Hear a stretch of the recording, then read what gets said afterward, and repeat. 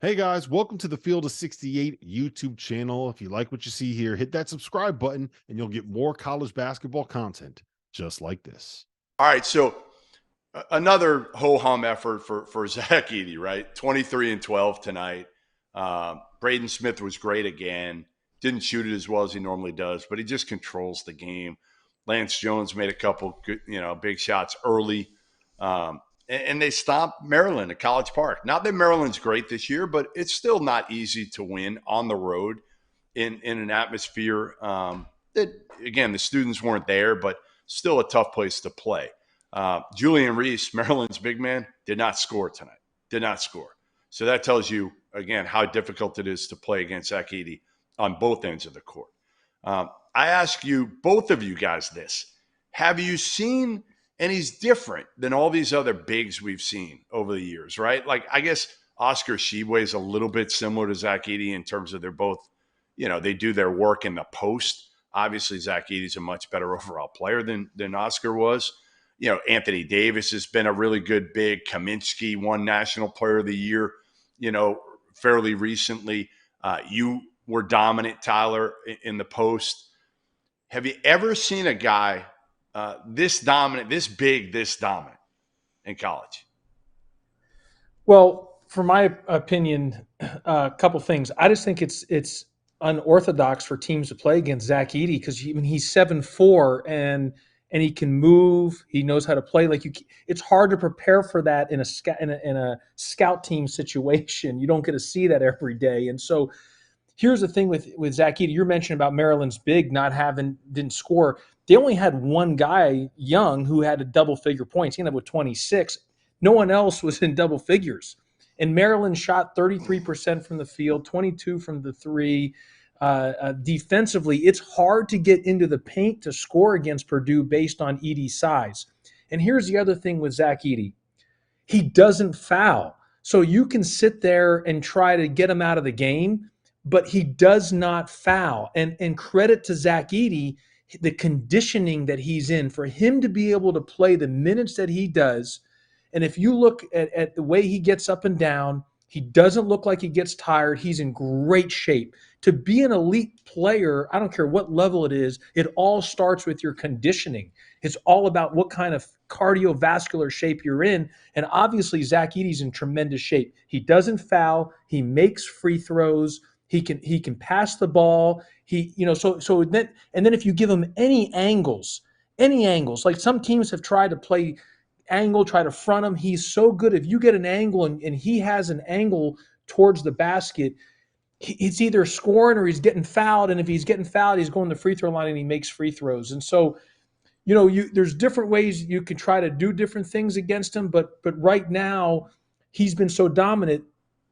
But their guards are the reason Purdue right now is playing at the level they're playing. Smith and Lawyer, obviously Lance Jones has been a huge help for them. But those two guards are the difference right now, is why Purdue, I would say, is the best team in all of college basketball and probably should be the favorite to win it all. It's not just because of Edey. Yes, he's going to end up being National Player of the Year again and Big Ten Player of the Year, but it's the way those two guards are playing is what is making Purdue so dangerous.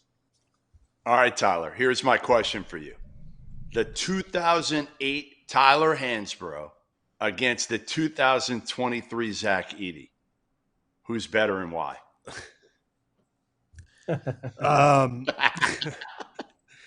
I would tell you what I would have to do to be effective against Edey is I would have to run him and I'd have to put him in ball screens and move him. But Zach Edey, he's so dominant, and you asked this question, and you got to give him credit because I don't think college basketball has seen a player dominate the game like he has for as long as he has. I think Zach Edey's more dominant of a player than I was, and that's just me being honest. And when I think about players similar, and I'm not comparing Zach Edey or saying Zach Edey is Shaq.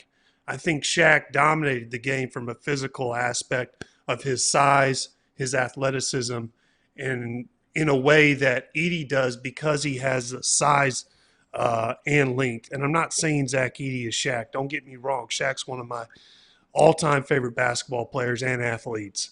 And Shaq's much better than Edey. But Edey dominates from a physical aspect of his strength, his size, and the way he is around the rim, kind of like Shaq does. Now, Edey has very good hands, and Coach Pastner brought it up. His angles is I love watching him play because down low in the post, he can seal players, and he knows how to get good sealing position. And that's one thing that is lost in the modern day game is guys, especially low post players, knowing how to seal players. Zach Randolph was one of the best low post sealers in the game. And I wish people would study him more because it'd make ways for low post players to score without getting double teamed where they can go straight up.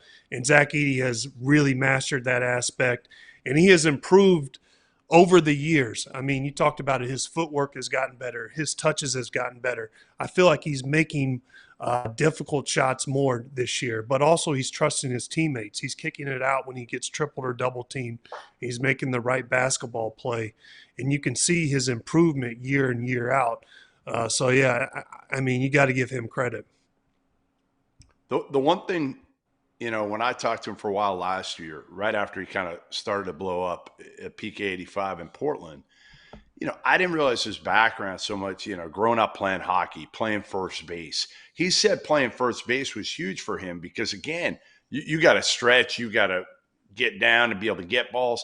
And you can tell, like, he's a pretty damn good athlete. For somebody that's that big, he's a great athlete, not a good athlete. He's an exceptional athlete for somebody his size. But, again, he's not as much. Some of these guys right now, like even Oscar Tshiebwe, was more of a liability defensively. Right? When it got to the tournament, even before the tournament last year, you know, Calipari was benching him at certain times last year because he had become a liability defensively. Zach Edey is not a liability defensively. The biggest liability last year was the fact that Purdue, their guards couldn't make shots, wide open shots. And if they can do that, I think this is a Purdue team that can certainly go, you know, deep this year in the tournament. Go ahead, Josh. Jeff, we can't. I was going to say, you know, again, and I love Edey. I mean, he's the best player in college basketball. But I'm telling you, to win, you've got to have great guards. And I agree with Tyler. Like, people have forgotten about the bigs, and so much about the angles and the way you seal.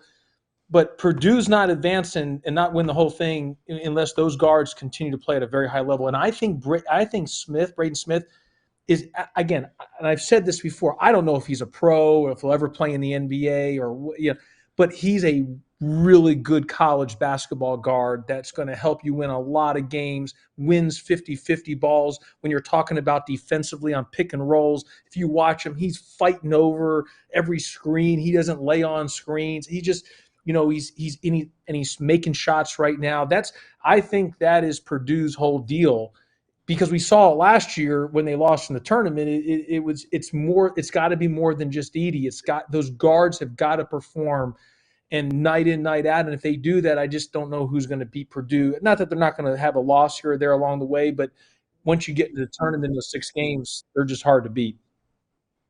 Yeah, and I think now they have a few guys. They added Lance Jones. Not that he's a great shooter, but again, between Lord, between Braden Smith, between Lance Jones, and their 4 men, I think they have enough guys now. And again, listen, those are uncontested threes because of Zach Edey in the middle. Yeah. All right. Thank you for watching the Field of 68. If you've enjoyed what you've seen here, hit that like button, share this link with your friends, or check out the description for some other places that you can consume Field of 68 content.